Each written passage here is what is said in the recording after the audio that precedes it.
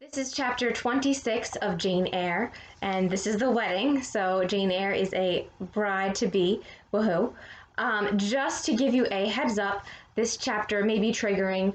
It does deal with mental illness. There's some upsetting scenes within this chapter, and there's also some terminology that we would not use in modern day pertaining to mental illness. So keep that in mind.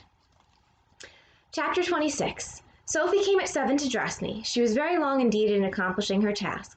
So long that Mr. Rochester, grown, I suppose, impatient of my delay, sent up to ask why I did not come. She was just fastening my veil, the plain square of blonde after all, to my hair with a brooch. I hurried from under her hands as soon as I could. "Stop," she cried in French. "Look at yourself in the mirror. You have not taken one peep." So I turned at the door. I saw a robed and veiled figure, so unlike my usual self that it seemed almost the image of a stranger. "Jane," called a voice, and I hastened down. I was received at the foot of the stairs by Mr. Rochester. "Lingerer," he said, "my brain is on fire with impatience, and you tarry so long." He took me into the dining room, surveyed me keenly all over, pronounced me fair as the lily, and not only the pride of his life, but the desire of his eyes. And then telling me he would give me but 10 minutes to eat some breakfast, he rang the bell. One of his lately hired servants, a footman, answered it. "Is John getting the carriage ready?" "Yes, sir." "Is the luggage brought down?" "They are bringing it down, sir." "Go you to the church, see if Mr. Wood, the clergyman, and the clerk are there. Return and tell me." The church, as the reader knows, was but just beyond the gates. The footman soon returned. "Mr. Wood is in the vestry, sir, putting on his surplice." "And the carriage?" "The horses are harnessing." "We shall not want it to go to church, but it must be ready the moment we return, all the boxes and luggage arranged and strapped on, and the coachman in his seat." "Yes, sir." "Jane, are you ready?" I rose. There were no groomsmen, no bridesmaids, no relatives to wait for or marshal, none but Mr. Rochester and I. Mrs. Fairfax stood in the hall as we passed. I would fain have spoken to her, but my hand was held by a grasp of iron. I was hurried along by a stride I could hardly follow, and to look at Mr. Rochester's face was to feel that not a second of delay would be tolerated for any purpose. I wonder what other bridegroom ever looked as he did, so bent up to a purpose, so grimly resolute, or who under such steadfast brows ever revealed such flaming and flashing eyes. I know not whether the day was fair or foul. In descending the drive, I gazed neither on sky nor earth. My heart was with my eyes, and both seemed migrated into Mr. Rochester's frame. I wanted to see the invisible thing on which, as we went along, he appeared to fasten a glance fierce and fell. I wanted to feel the thoughts whose force he seemed breasting and resisting. So Mr. Rochester looks pretty bothered by something. He's walking really quickly. He's holding Jane's hand very tightly. At the churchyard wicket he stopped. He discovered I was quite out of breath. "Am I cruel, my love?" he said. "Delay an instant. Lean on me, Jane." And now I can recall the picture of the grey old house of God rising calm before me, of a rook wheeling round the steeple, of a ruddy morning sky beyond. I remember something, too, of the green grave mounds, and I have not forgotten either 2 figures of strangers straying amongst the low hillocks and reading the mementos graven on the few mossy headstones. I noticed them because, as they saw us, they passed round to the back of the church, and I doubted not they were going to enter by the side aisle door and witness the ceremony. By Mr. Rochester they were not observed. He was earnestly looking at my face, from which the blood had, I dare say, momentarily fled, for I felt my forehead dewy and my cheeks and lips cold. When I rallied, which I soon did, he walked gently with me up the path to the porch. We entered the quiet and humble temple. The priest waited in his white surplice at the low altar, the clerk beside him. All was still. 2 shadows only moved in a remote corner. My conjecture had been correct. The strangers had slipped in before us, and they now stood by the vault of the Rochesters, their backs towards us, viewing through the rails the old time-stained marble tomb, where a kneeling angel guarded the remains of Damer de Rochester, slain at Marston Moor in the time of the Civil Wars, and of Elizabeth, his wife. So there's these 2 people as they're walking into the church who are first looking at the graveyard, and then they come in and they're also examining another tomb inside the church, one of Mr. Rochester's ancestors, but it looks like they're going to come and witness the ceremony. Our place was taken at the communion rails. Hearing a cautious step behind me, I glanced over my shoulder. One of the strangers, a gentleman evidently, was advancing up the chancel. The service began. The explanation of the intent of matrimony was gone through, and then the clergyman came a step farther forward, and, bending slightly towards Mr. Rochester, went on. "I require and charge you both, as ye will answer at the dreadful day of judgment, when the secrets of all hearts shall be disclosed, that if either of you know any impediment why ye may not lawfully be joined together in matrimony, ye do confess it now, For be ye well assured that so many as are coupled together otherwise than God's word doth allow are not joined together by God, neither is their matrimony lawful.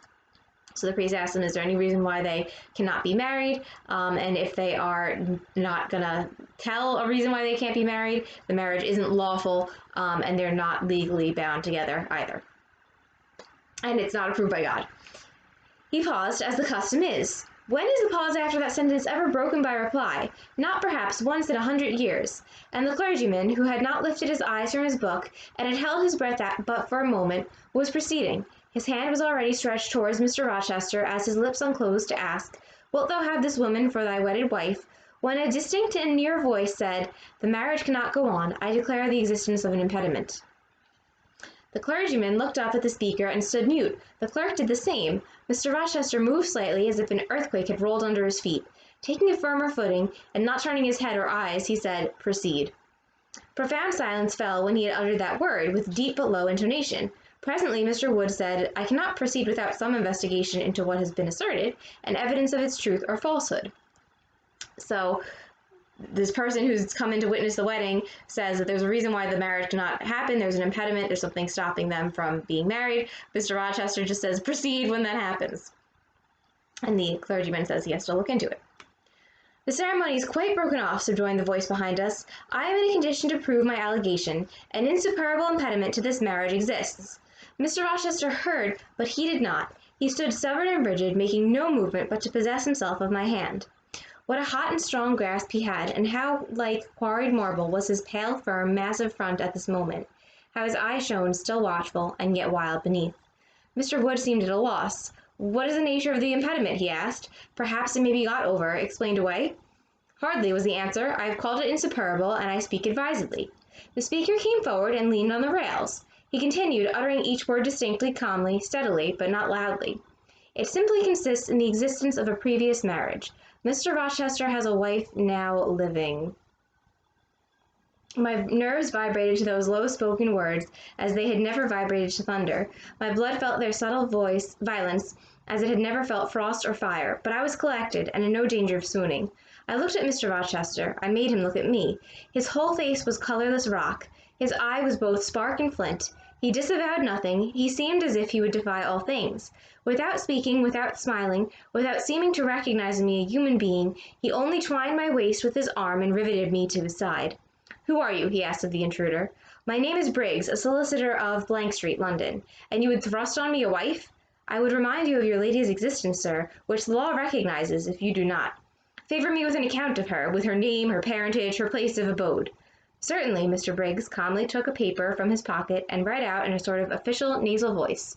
I affirm and can prove that on the 20th of October, A.D., a date of 15 years back, Edward Fairfax Rochester of Thornfield Hall, in the county of Blank and of Ferndean Manor in Blankshire, England, was married to my sister, Bertha Antonietta Mason, daughter of Jonas Mason, merchant, and of Antonietta his wife, a Creole, at Blank Church, Spanish Town, Jamaica. The record of the marriage will be found in the register of that church. A copy of it is now in my possession. Signed, Richard Mason. That name seems familiar. That is the man who came to Thornfield when the Ingrams, the Eshens, the Lynns were all there, and who got attacked in the middle of the night. That, if a genuine document, may prove I have been married, but it does not prove that the woman mentioned therein as my wife is still living. So Mr. Rochester says that proves that I was married, but it doesn't prove that the woman who I married is still alive. She was living 3 months ago, returned the lawyer. How do you know? I have a witness to the fact, whose testimony even you, sir, will scarcely controvert. Produce him, or go to hell. I will produce him first. He is on the spot. Mr. Mason, have the goodness to step forward. Mr. Rochester, on hearing the name, set his teeth. He experienced, too, a sort of strong convulsive quiver.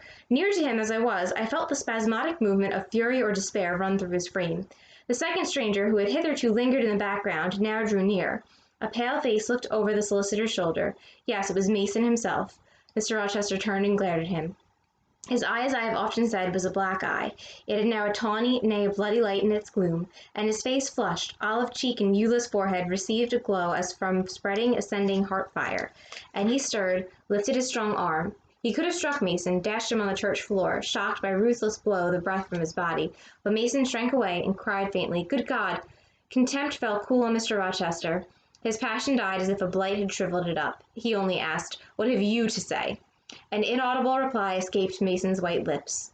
"The devil is in it if you cannot answer distinctly. I again demand, what have you to say?" Sir, interrupted the clergyman, "do not forget you are in a sacred place." Then addressing Mason, he inquired gently, "Are you aware, sir, whether or not this gentleman's wife is still living?" "Courage," urged the lawyer. "Speak out." "She is now living at Thornfield Hall," said Mason, in more articulate tones. "I saw her there last April. I am her brother." "At Thornfield Hall!" ejaculated the clergyman. "Impossible! I am an old resident in this neighborhood, sir, and have never heard of a Mrs. Rochester at Thornfield Hall." I saw a grim smile contort Mr. Rochester's lips, and he muttered, "No, by God, I took care that none should hear of it, or of her under that name." He mused. For 10 minutes he held counsel with himself. He formed his resolve, and announced it. "Enough! All shall bolt out at once, like the bullet from the barrel. Wood, close your book and take off your surplice. John Green," to the clerk, "leave the church. There will be no wedding today." The man obeyed. Mr. Rochester continued, heartily and recklessly, "Bigamy is an ugly word. I meant, however, to be a bigamist. Bigamy is being married to two people at once. Being a bigamist is being someone who's married to two people at once.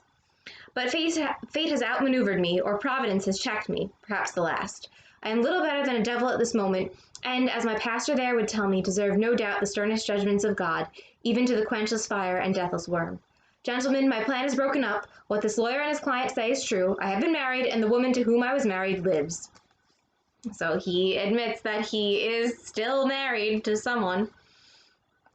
"You say you never heard of a Mrs. Rochester at the house up yonder, Wood, but I dare say you have many a time inclined your ear to gossip about the mysterious lunatic kept there under watch and ward.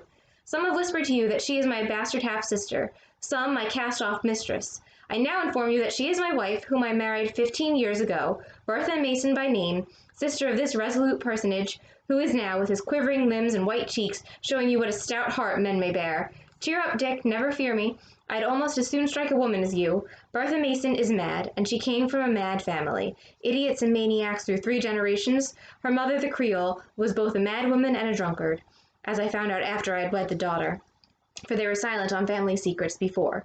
Bertha, like a dutiful child, copied her parent in both points. I had a charming partner, pure, wise, modest. You can fancy I was a happy man. I went through rich scenes. Oh, my experience has been heavenly, if you only knew it. But I owe you no further explanation. Briggs, Wood, Mason, I invite you all to come up to the house and visit Mrs. Poole's patient and my wife. You shall see what sort of a being I was cheated into espousing, and judge whether or not I had a right to break the compact and seek sympathy with something at least human. This girl," he continued, looking at me, "knew no more than you would of the disgusting secret. She thought all was fair and legal, and never dreamt she was going to be entrapped into a feigned union with a defrauded wretch already bound to a bad, mad, and imbruted partner. Come, all of you, follow."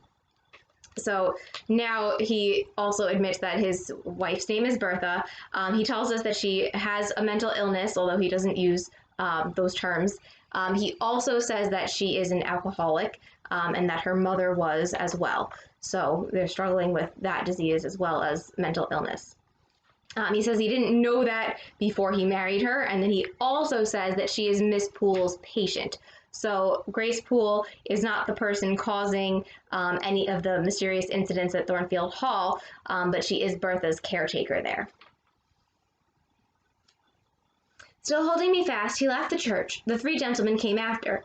At the front door of the hall we found the carriage. "Take it back to the coach-house, John," said Mr. Rochester coolly. "It will not be wanted today." At our entrance, Mrs. Fairfax, Adele, Sophie, Leah advanced to meet and greet us. "To the right about every soul," cried the master. "Away with your congratulations. Who wants them? Not I. They are 15 years too late." He passed on and ascended the stairs, still holding my hand, and still beckoning the gentlemen to follow him, which they did. We mounted the first staircase, passed up the gallery, proceeded to the 3rd story. The low black door, opened by Mr. Rochester's master key, admitted us to the tapestried room, with its great bed and its pictorial cabinet. "You know this place, Mason," said our guide. "She bit and stabbed you here." He lifted the hangings from the wall, uncovering the 2nd door. This too he opened. In a room without a window, there burnt a fire guarded by a high and strong fender, and a lamp suspended from the ceiling by a chain. Grace Poole bent over the fire, apparently cooking something in a saucepan. In the deep shade at the farther end of the room, a figure ran backwards and forwards. What it was, whether beast or human being, one could not at first sight tell. It groveled seemingly on all 4s. It snatched and growled like some strange wild animal. but it was covered with clothing, and a quantity of dark, grizzled hair, wild as a mane, hid its head and face. "Good morrow, Mrs. Poole," said Mr. Rochester. "How are you, and how is your charge today?" "We're tolerable, sir, I thank you," replied Grace, lifting the boiling mess carefully on to the hob. "Rather snappish, but not rageous." A fierce cry seemed to give the lie to a favorable report. The clothed hyena rose up and stood tall on its hind feet. "Ah, sir, she sees you!" exclaimed Grace. "You'd better not stay." "Only a few moments, Grace. You must allow me a few moments." "Then take care, sir. For God's sake, take care." The maniac bellowed. She parted her shaggy locks from her visage and gazed wildly at her visitors. "I recognize well that purple face, those bloated features." Mrs. Poole advanced. "Keep out of the way," said Mr. Rochester, thrusting her aside. "She has no knife now, I suppose, and I'm on my guard." "One never knows what she has, sir. She is so cunning. It is not in mortal discretion to fathom her craft." "We had better leave her," whispered Mason. "Go to the devil," was his brother-in-law's recommendation. "Where?" cried Grace. The three gentlemen retreated simultaneously.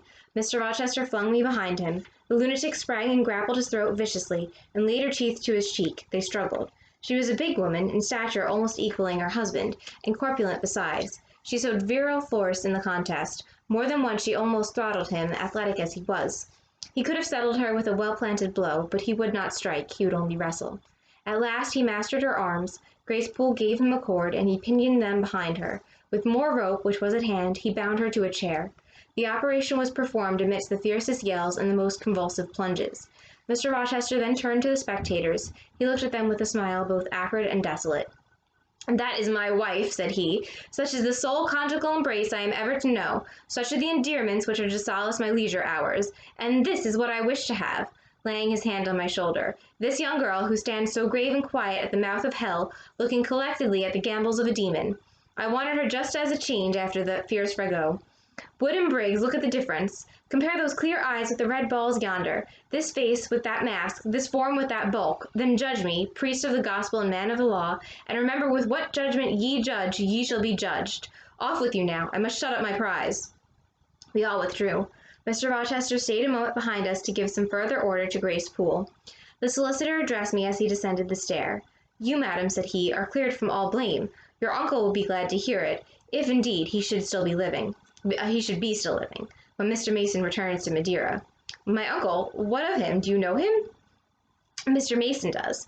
Mr. Eyre has been the funcal correspondent of his house for some years. When your uncle received your letter intimating the contemplated union between yourself and Mr. Rochester, Mr. Mason, who is staying at Madeira to recruit his health on his way back to Jamaica, happened to be with him. Mr. Eyre mentioned the intelligence, for he knew that my client here was well acquainted with a gentleman of the name of Rochester. Mr. Mason, astonished and distressed as you may suppose, revealed the real state of matters. Your uncle, I am sorry to say, is now on a sick bed, from which, considering the nature of his disease, decline, and the stage it has reached, it is unlikely he will ever rise. He cannot then hasten to England himself to extricate you from the snare into which you had fallen, but he implored Mr. Mason to lose no time in taking steps to prevent the false marriage. He referred him to me for assistance. I used all dispatch and am thankful I was not too late, as you doubtless must be also. Were I not morally certain that your uncle will be dead ere you reach Madeira, I would advise you to accompany Mr. Mason back. But as it is, I think you had better remain in England till you can hear further, either from or of Mr. Eyre. Have we anything else to stay for?" he inquired of Mr. Mason. No, let us be gone," was the anxious reply, and without waiting to take leave of Mr. Rochester, they made their exit at the hall door. The clergyman stayed to exchange a few sentences either of admonition or reproof with his haughty parishioner. This duty done, he too departed. All right, so that's a lot to process. So we finally find out what's going on at Thornfield exactly. The lawyer is leaving, Mr. Briggs, he stops and turns to Jane and says, "Oh, your uncle will be happy to hear that the marriage didn't go off." And Jane asks how he knows her uncle. So apparently John Eyre, Jane's uncle on her father's side, he received Jane's letter. So Jane writes to him in the hopes that he'll give her some sort of money and allowance of sorts so that she can be on a little bit more equal footing with Mr. Rochester, doesn't have to depend on him for everything, and also doesn't have to accept all these gifts without feeling like she can't return anything. So she feels like that would give her a little more independence. So she writes to her Uncle John Eyre. He was going to adopt her and make her his heir anyway. Heir with an H-E-I-R, not an E-R-E-Y-R-E. So she writes to him, and then he gets her letter. He, through some coincidence of fate or Victorian justice, providence guiding how people know each other, he is business friends with Mr. Mason, who is Bertha Mason's brother. So they know each other. He mentions, oh, my niece Jane Eyre is getting married to this guy Rochester. Don't you know a guy Rochester in England? And Mr. Mason goes, yeah, that's my brother-in-law. He's married to my sister, although not in those words, of course. So they find out. Mr. Mason hires this lawyer. John Eyre is very ill. The lawyer thinks that he'll be dead by the time that anyone would be able to travel back to Madeira. So he's passing away. He can't do anything to stop this marriage, but he trusts Mr. Mason to go and recommends him to Mr. Briggs, and then together they do what they just did and stop the wedding. The clergyman also leaves after Mr. Mason and Mr. Briggs do, and it seems like he may talk to Mr. Rochester and give him a stern talking to about not concealing your wife in an attic and trying to marry someone else. I heard him go as I stood at the half-open door of my own room, to which I had now withdrawn. The house cleared, I shut myself in, fastened the bolt that none might intrude, and proceeded, not to weep, not to mourn, I was yet too calm for that, but, mechanically, to take off the wedding dress and replace it by the stuff gown I had worn yesterday, as I thought for the last time. And replace it by the stuff gown I had worn yesterday, as I thought for the last time. I then sat down. I felt weak and tired. I leaned my arms on a table, and my head dropped on them. And now I thought, till now I had only heard, seen, moved, followed up and down where I was led or dragged, watch event rush on event, disclosure open beyond disclosure, but now I thought. The morning had been a quiet morning enough, all except the brief scene with the lunatic. The transaction in the church had not been noisy. There was no explosion of passion, no loud altercation, no dispute, no defiance or challenge, no tears, no sobs. A few words had been spoken, a calmly pronounced objection to the marriage made, some stern short questions put by Mr. Rochester, answers, explanations given, evidence adduced, an open admission of the truth had been uttered by my master, then the living proof had been seen, the intruders were gone, and all was over. I was in my own room as usual, just myself, without obvious change. Nothing had smitten me, or scathed me, or maimed me, and yet where was the Jane Eyre of yesterday? Where was her life? Where were her prospects? Jane Eyre, who had been an ardent, expectant woman, almost a bride, was a cold, solitary girl again. Her life was pale, her prospects were desolate. A Christmas frost had come in midsummer, a white December storm had whirled over June. Ice glazed the ripe apples. Drifts crushed the blowing roses. On hayfield and cornfield lay a frozen shroud.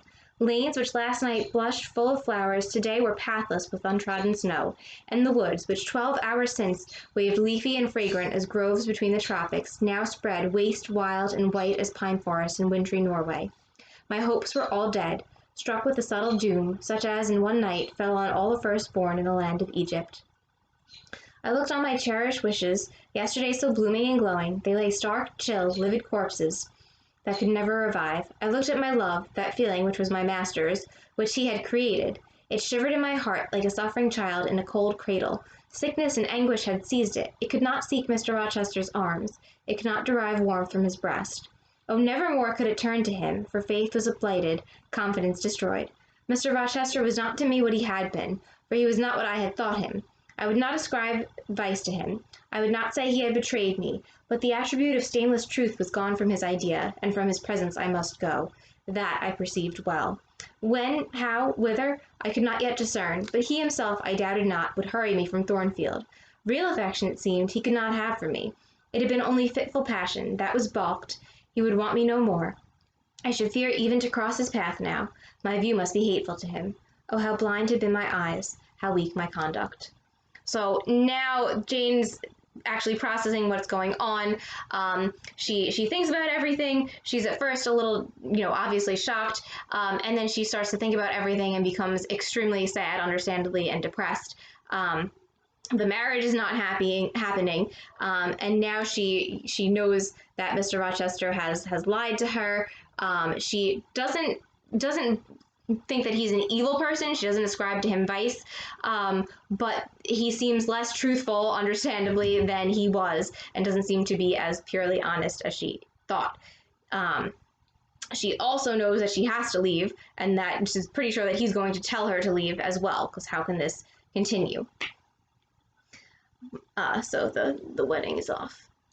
My eyes were covered and closed, eddying darkness seemed to swim round me, and reflection came in as black and confused a flow. Self-abandoned, relaxed, and effortless, I seemed to have laid me down in the dried-up bed of a great river. I heard a flood loosened in remote mountains, and felt the torrent come. To rise I had no will, to flee I had no strength. I lay faint, longing to be dead. One idea only still throbbed lifelike within me, a remembrance of God. It begot an unuttered prayer. These words went wandering up and down in my rayless mind as something that should be whispered, but no energy was found to express them. Be not far from me, for trouble is near. There is none to help. It was near, and as I had lifted no petition to heaven to avert it, and had neither joined my hands nor bent my knees nor moved my lips, it came. In full heavy swing the torrent poured over me. The whole consciousness of my life lorn, my love lost, my hope quenched, my faith death struck, swayed full and mighty above me in one sullen mass. That bitter hour cannot be described. In truth, the waters came into my soul. I sank in deep mire. I felt no standing. I came into deep waters. The floods overflowed me. So finally, all of the emotion hits her, and she is extremely upset, unhappy. And that is chapter 26.